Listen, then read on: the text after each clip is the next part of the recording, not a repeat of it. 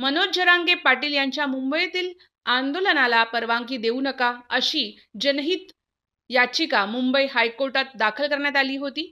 या याचिकेवर तातडीने सुनावणी घेण्यास कोर्टाने नकार दिला आहे। इतकंच नाही तर कोर्टाने याचिकेकर्त्याला चांगलंच फटकारलं देखील आहे। त्यामुळे मनोज जरांगे यांच्या मुंबई आंदोलनाचा मार्ग मोकळा झाला आहे। मराठा आरक्षणासाठी राज्य सरकारला दिलेल्या 23 डिसेंबरचा अल्टिमेटम संपल्यानंतर मनोज जरांगे पाटील आणखीनच आक्रमक झाले आहेत। सरकारने तातडीने आरक्षणावर निर्णय घ्यावा, अन्यथा 20 जानेवारीला मुंबईत येऊन मोठं आंदोलन करू असा इशाराच जरांगे यांनी राज्य सरकारला दिला आहे।